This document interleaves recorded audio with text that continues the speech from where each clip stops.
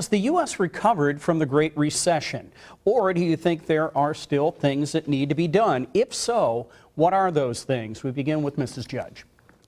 We've come a long ways. We're certainly not in the same economic situation with the high unemployment rates and people really having trouble making house payments and just general chaos that we were in back in 2008 and 2009. We've still got a ways to go.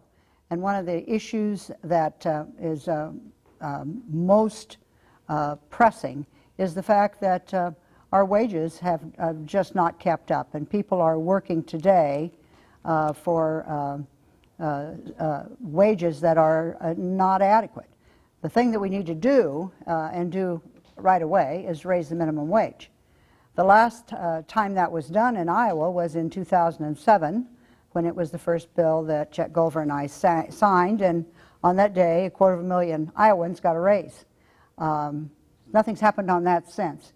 And it's really time that that happens in Washington, that we get that minimum wage raised, and I would raise it to $15. Okay, and Mr. Fegan, has the U.S. recovered from the Great Recession? Steve, not at all, not at all. My bankruptcy practice, every day I see people at my conference room table who are losing their businesses, losing their farms, losing their homes. We have people who are underemployed, who are working part-time, that want to work full-time. We've got people whose wages are flat. We continue to bleed manufacturing. Here's my answers. First thing is we need to repeal NAFTA and CAFTA. We need to block TPP and the race to the bottom. Once we have a level playing field on international trade, then let's focus on ways to create new jobs here. I've called for expansion of broadband internet to rural areas, and really the 93 counties outside of the metro areas in Iowa have continued to lose ground over the last 20 years, no matter what politicians promise. As part of that, I would also see incubators for rural areas, and I would also see seed capital for rural areas so that we can start those little welding shops that turn into Vermeer Industries, that turn into Kinsey Manufacturing. It's one of the ways back. Obviously, we need to raise the minimum wage, and we need to address unionization and make it easier to form unions in the larger companies. Mr. Hogue, has the U.S. recovered from the Great Recession? We have recovered substantially, and thank goodness we've had President Obama to lead our economy through over 70 months of consecutive job growth. But yeah, there is plenty of work to be done. Last summer, the summer of 2015, there were nearly 3 million unemployed young people under the age of 24. That's not acceptable. I believe in having a vibrant, full employment economy that works for all Americans. Invest in education, training, youth employment, infrastructure. You're looking at somebody who has consistently supported infrastructure in the Iowa legislature. Clean energy solutions, clean water solutions. We have work to be done, so let's put people to work in this country doing the stuff that needs to be done, raise wages. And I will say, I'm very pleased that I've been endorsed by the Iowa Federation of Labor in this race. And that's important because I've been there, I've been in office, I have that consistent voting record to support working families in this state. Okay, Mr. Kraus, has the U.S. recovered? Well, I think that's why people are upset.